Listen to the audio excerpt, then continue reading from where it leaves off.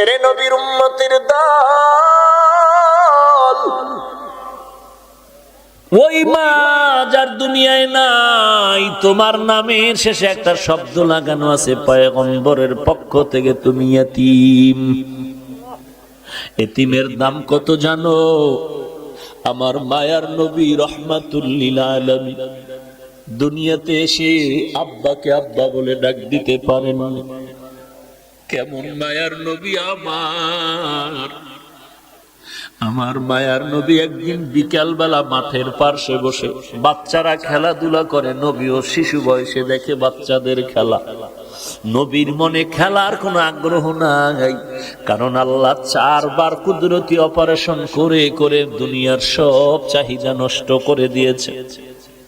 মায়ার নবী দেখতেছেন যখন সন্ধ্যা গনিয়ে আসছে, সব ছেলেদের বাবারা এসে ছেলেদের কোলে নিয়ে বাড়িতে রওনা। আমার মায়ার নবী ডানে তাকায় আর বামে তাকায়, খুঁজে আমার বাবাই কো, আমার বাবাই। আমার নবী চোখের পানি ছেড়ে কান্না করেন, এই ছেলেদের বাবা আছে, আমার বাবাই কো।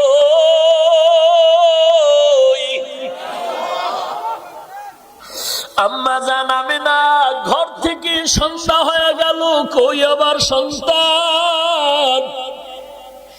ঘরের দরজা খুলে বের হইয়া লোকদের দেখে বলে, দেখো বাবা, আমার সন্তান মুহাম্মদের তোমরা দেখছো নাকি? বলে, মুহাম্মদকে ভালো করে চিনি না, তবে একটা ছোট্ট বাচ্চা দেখছি রাস্তার কিনারায় আব্বা আব্বা বলে কান্না করতেছে।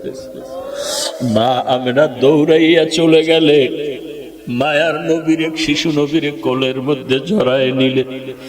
মায়ার নবী মায়ের কোলে জড়ায় বলে, আম্মু বলো আমার বাবাই কই? আমি সব ছেলেদের দেখলাম বাবায় কোলে নিয়ে আদর করে, বলো আমার বাবারে তো আমি দেখতে পারলাম না। আমেনা চোখের পানি ছেড়ে কয়, রে সন্তান, তুমি দুনিয়াতে আসার আগে তোমার বাবা ব্যবসা করতে গিয়া আর বাড়িতে ফেরত আসতে পারে নাই। মায়ার নবী বলেন, আম্মা আমার বাবার কবরটাকে একটু দেখাইবা, আমি বাবার কবরের কাছে একটু সালাম দিতে চাই। মা আমেনা দৌড়ায় চলে গেলেন দাদার কাছে, আপনার নাতি তার বাবার কবর দেখতে চায়। দাদায় অনুমতি দিয়া বলে, দাসী উম্মে আয়মান আর আমেনা সহ রওনা হয়ে যাও, দেখাইয়া নিয়ে আসো। ঘোড়ার পিঠে বা উটের পিঠে 3 জন লোক রওনা হয়ে গেল, নবী বাবার কবর দেখবেন। যাইতে যাইতে বাবার কবরের কিনারায় গিয়া মা আমেনা ডাক দিয়া কয়, সন্তান, ওই গাছের নিচে তোর বাবার কবর। মায়ার নবী একটু লাফ দিয়া পড়িয়া বাবার কবরের কিনারায় চোখের পানি ছেড়ে কান্না শুরু করলে। আল্লাহ পাক ফেরেশতা পাঠায় কয়, তাড়াতাড়ি আমার বন্ধুরে সরায় দেও, কারণ আমার বন্ধুর কান্না আসমানও সহ্য করতে পারে না, জমিনও সহ্য করতে পারে না, আমি আল্লাহও বরদাস্ত করতে পারি না, ফিরায় দাও।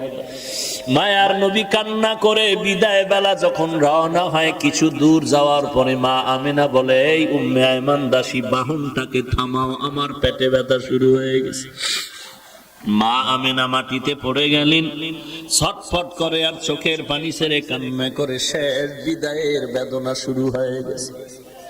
ডাক দিয়া কয়ে, দাসী উম্মে আয়মান, আমার কলিজার টুকরা সন্তানটারে একটু আমার বুকের উপরে উঠায় দাও। মায়ার নবীর জড়ায় বলে, বাবা চির বিদায়ের সালাম, আর বুঝি দেখা হবে না রে সন্তান। বাবার কবর দেখতে গিয়া আজ মাকেও তুমি হারিয়ে এতিমের মতো বাড়িতে যাইবা। মায়ার নবী কান্না করেন, ও মা, আমি কার কাছে গিয়ে একটু মায়ের আশ্রয় নিব, আদর নিব? মা আমেনা ওখানে কান্না করে করে এখানে বিদায় হয়ে গেলেন। এইবার 2 জন মানুষ, দাসী উম্মে আয়মান আর আমার নবী রওয়ানা। লম্বা ঘটনা। মায়ার নবী চলতেছেন, দাদায় অপেক্ষা আছে, এখনো কেন আসে না?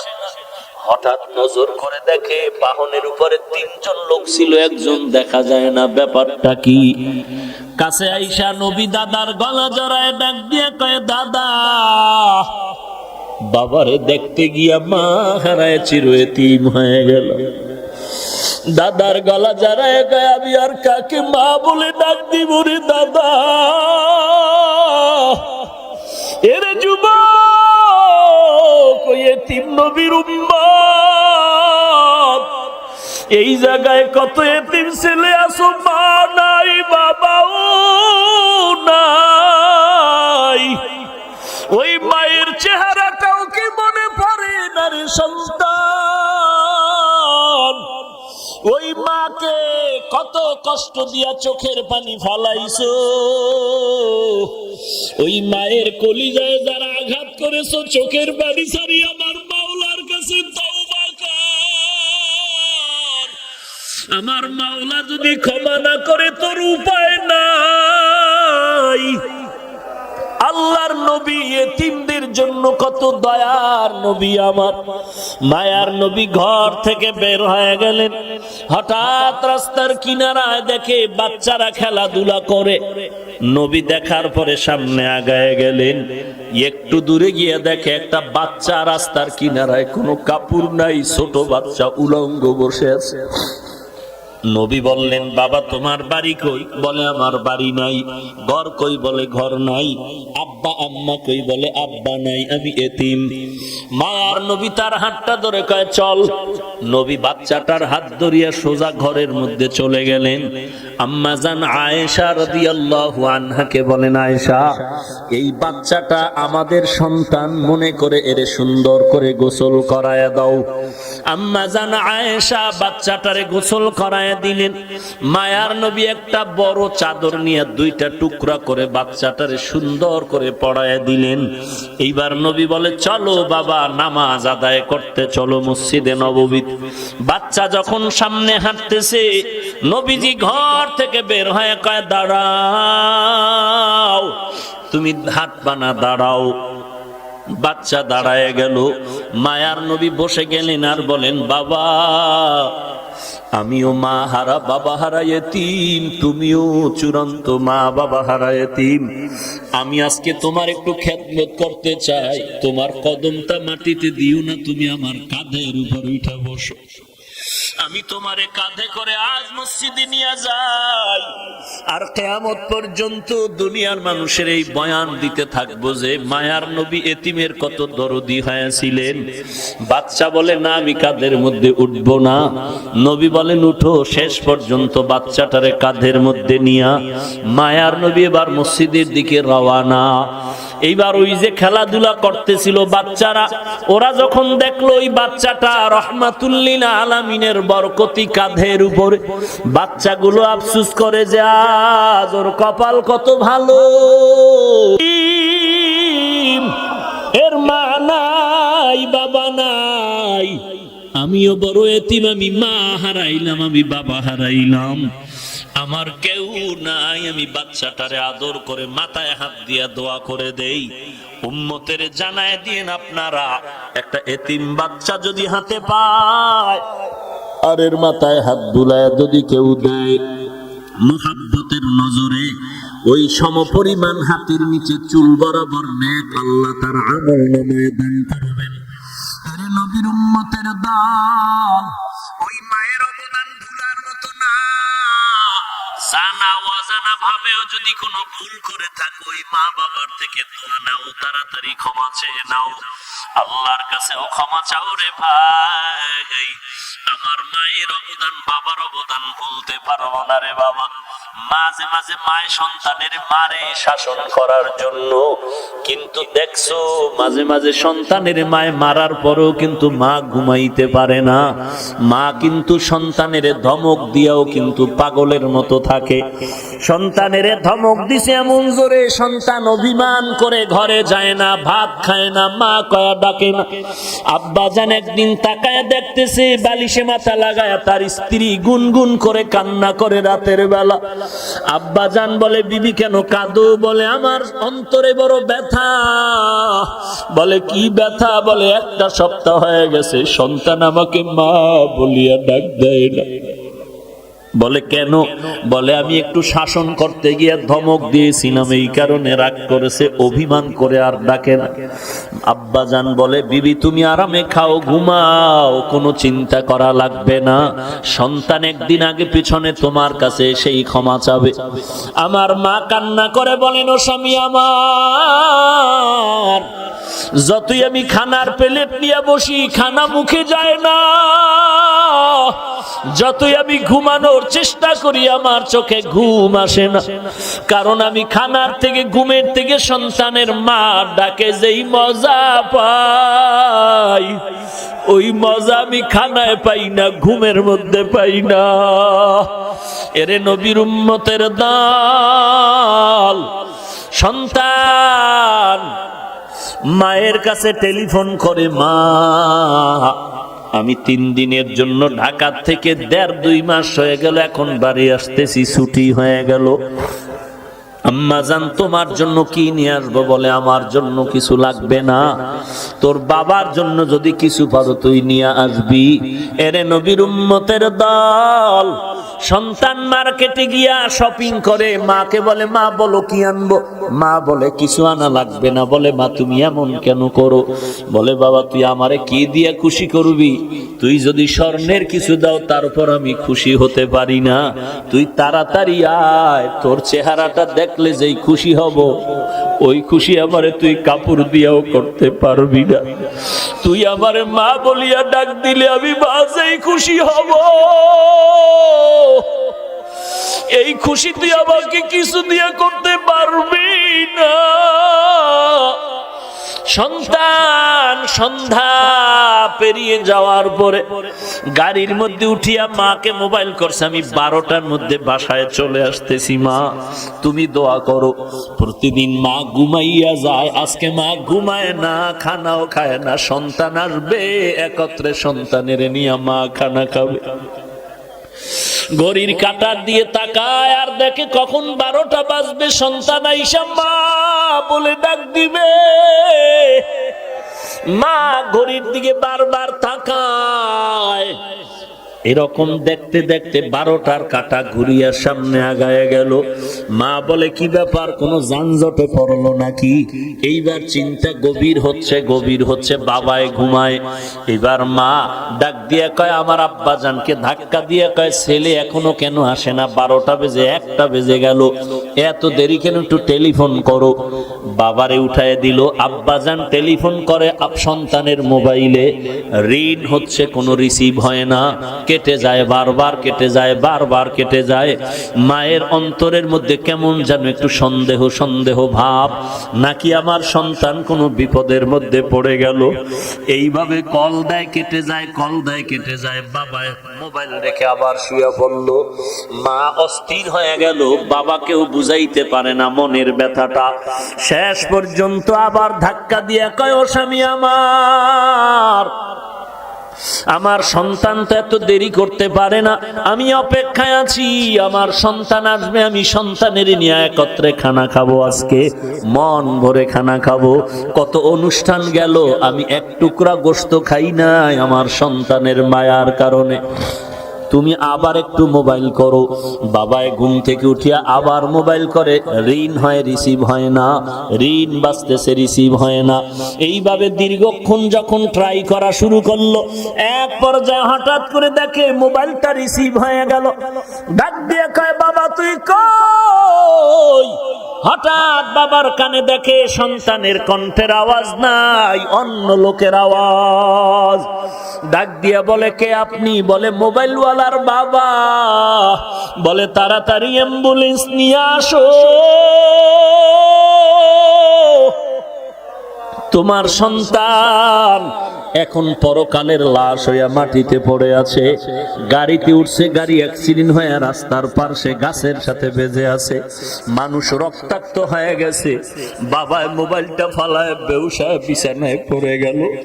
মা বলে কি খবর আমার সন্তানের? বলে তোমার সন্তানের অবস্থা খারাপ। মা এমন একটা চিৎকার দিয়া রাস্তায় বের হইয়া ঘরের দরজা দিয়ে চিল্লায় বলে তোরা কে কোথায় আছো? আমার সন্তানের একটু আগে আনতে আমি যাই। বাবা আমার মাকে সান্ত্বনা দিয়া ঘরে আটকাইয়া অনেক মহিলাকে বসায়া বলে এখানে ধরে রাখো। বাবায় তাড়াতাড়ি টেলিফোন করে অ্যাম্বুলেন্স নিয়ে লাশ নিয়ে যখন রওনা, বাড়ির দরওয়াজা দিয়া যখন ওই বাঁশি বাজাইয়া ঢুকে, মা পাগলের মতো দৌড়ায় আর বলে তাড়াতাড়ি ডালা খুলে দাও, আমার সন্তান কেমন আছে একটু দেখতে চাই। মা এবার সন্তানের চুমু খায় বলে মা বাবা তুই এই বাজার নিয়ে আমার কাছে আসার কি সংবাদ দিয়েছিলি? আমি তো আর খানা খাইতে পারলাম না রে বাবা, তোর জন্য খানা খাই নাই। আজ আমার কলিজায় তুই এমন আঘাত দিয়ে গেলি রে সন্তান। ওই মা ওই যে সন্তান করে করে করে করে কান্না করে করে এমন পাগল হয়ে গেল, দুনিয়ার কোন ডাক্তার আজ পর্যন্ত ওই মাকে ভালো করতে পারলো না। এরে পয়গম্বরের উম্মতের দল, ও পর্দার আড়ালের মা বোনেরা, তুমিও সন্তানের মা। একটু চিন্তা করো, তোমার মাও তো একদিন এইরকমই মা ছিল। আজকে তুমি নতুন স্বামীর ঘরে আসছো, কত আরাম, কত আনন্দের শাড়ি পরিয়া, কত আনন্দের খানা। এমন একটা দিন আসবে সাদা কাপড়ের প্যাকেট হইয়া কবরে যাইবা, সবাই কান্না করবে, সন্তান মা মা বলে কাঁদবে, একটা জবাব দিতে পারবা না রে মা। আল্লাহ পাক বলেন ওয়াবিল ওয়ালিদাইনি ইহসানা, ওই মা বাবার সাথে ইহসান করো। যার মা নাই, যার বাবা নাই, ওই অন্ধকার কবরের কিনারা দাঁড়ায় চোখের পানি ছেড়ে দোয়া করো, কোরআন তেলাওয়াত করো আর গুনাহ ছাড়ো, নেক আমল করো। ওই মা বাবার জন্য দিলটা ভরে নেক আমল করো। ওই মা বাবার সাথে যেন কোন রকম বেয়াদবিমূলক আচরণ না হয়। আল্লাহ পাক বলেন ওই মা বাবার কেউ যদি বৃদ্ধ হয়ে যায়, খবরদার ধমক দিয়া কথা বলবা না, উপশব্দ বলার মতো কোনো শব্দ যেন না হয়। এরে নবীর উম্মত, যদি কথা বলতেই চাও, সুন্দর ভালো আচরণ করো, এমন ভালো ওয়াকুল্লাহুমা কাওলান কারীমা, এমন সুন্দর আচরণ করো। সুন্দর ভালো ব্যবহারের মানে হলো মা যেই ভাষাটা সহজে বুঝে ওই ভাষায় তুমি কথা বলো নরম ভাবে, এটাই হলো কাওলান কারীমা, আয় লাইয়িনান সাহলা, নরম নরম ভাষায় কথা বলো। ওয়াকফিজ লাহুমা জানাহাদ যুল্লি মিনার রাহমা, তোমার বিনয়ের ডানা মা বাবার জন্য বিছায়া দাও অনুগ্রহের সাথে। অর্থাৎ ডানা মানে মানুষের তো কোনো ডানা নাই, পাখির ডানা হয়। আল্লাহ কেন বললেন সন্তান তুমি বিনয়ের ডানা বিছায়া দাও? তার মানে পাখির ডানার মধ্যে সব শক্তি, ডানাটা যখন ধরে ফেলে পাখিটা দুর্বল। তোমার ডানা মা বাবার জন্য বিছায়া দাও মানে জীবনের সব কিছু মায়ের জন্য বাবার জন্য বিলীন করে দাও। তাও আবার মিনার রহমা, মানুষের চাপে না, সমাজের চাপে না, মিনার রহমা অনুগ্রহের সাথে। মনের মধ্যে কষ্ট নিয়ে মানুষকে দেখানোর জন্য করবা না, যা করবা দিলের মোহাব্বত নিয়ে করবা। অকুর রব্বির হামহুমা কামা রব্বায়ানি সগীরা, ওই মা বাবার জন্য প্রাণ খুলে আল্লাহর কাছে কান্না করে দোয়া করবা। ওই মা বাবার জন্য রব্বির হামহুমা, আল্লাহর কাছে সব সময় দোয়া করবা, আল্লাহ আমার মা বাবাকে তুমি রহম করো, মাফ করো, দয়া করো, যেমনি ভাবে তারা আমাদের উপরে দয়া মায়া করেছিলেন। এরে নবীর উম্মতের দল, একবার পারো কুল হু আল্লাহ সূরা আলহামদু সূরা দরুদ শরীফ পড়ে দোয়া করো। যদি দুনিয়াতে যার মা নাই বাবা নাই, যদি অন্যায় করে থাকো, ওই কবরের কিনারায় গিয়ে একটু দোয়া পড়ো, কান্না করো, চোখের পানি ছেড়ে দোয়া করে যদি ক্ষমা চাও, আল্লাহ পাক চোখের পানির বদৌলতে তোমার জীবনের সব গুনাহ মাফ করে দিবেন। ওই মা বাবার জন্য দোয়া করো, নিজেও কিন্তু আল্লাহর কাছে তৈরি হয়ে যাও, ইবাদত করবা আল্লাহর, আর কারো অংশীদার এখানে বানাইবা না। মা বাবার খেদমত করে দোয়া নাও। দুনিয়াতে দোয়া ছাড়া কেউ কামিয়াবির দরওয়াজায় যেতে পারে নাই, পারবাও না। মুরব্বীদের দোয়া, সাদা দাড়িওয়ালাদের দোয়া, তোমার বয়সের যে বড় তার থেকে দোয়া নাও। গায়ের জোরে রাগ করে বাহাদুরি করে গাদ্দারি আর বেয়াদবি করতে পারবা, কারো থেকে দোয়া নিতে পারবা না। অতএব খবরদার ছাত্র ভাই, ওস্তাদ তোমার মুরব্বী শিক্ষকের থেকে দোয়া নাও, বিরোধিতা করবা না। মা বাবা মুরব্বী দোয়া নাও, একজন সাদা দাড়িওয়ালা মুরব্বী দোয়া নাও। তোমার থেকে শিক্ষা একজনে আগানো, তার থেকে দোয়া নাও। তোমার থেকে একজনের সম্মান বেশি, ওই দিক থেকে সে অনেক দামি, তার থেকে দোয়া নাও। একজন রিকশার ড্রাইভারও যদি দেখো বুড়া, তার থেকেও দোয়া নাও। দোয়া ছাড়া তুমি আখেরাত বলো দুনিয়া বলো কোন লাইনে কামিয়াবি অর্জন করতে পারবা না। নিজের গুনাহের কথা স্মরণ করে তওবা করো। কোথায় কোন দিন কি পরিমাণ অন্যায় করেছো, আয়নার মতো সব সামনে পরিষ্কার। আল্লাহর কাছে তওবা করো, আল্লাহ জীবনে আর কোনোদিন গুনাহের কাছেও যাব না, আর কোনোদিন নামাজ ছাড়বো না, নবীজির সুন্নতের বিপরীত চলবো না, সহিভাবে কোরআন পড়ে আমল করে চলবো, মুরব্বীদের দোয়া নিয়ে চলবো, ওলামায়ে কেরামের দোয়া নিয়ে চলবো, বিরোধিতা করে গুনাহগার হব না। গলায় ছুরি আসলেও নবীর বিরুদ্ধে যাব না, দেশের বিরুদ্ধে জাতির বিরুদ্ধে ষড়যন্ত্র করব না। তওবা করার যদি খাঁটি নিয়ত, খাঁটি তওবার নিয়তে দুটো হাত আল্লাহকে দেখায়া দাও।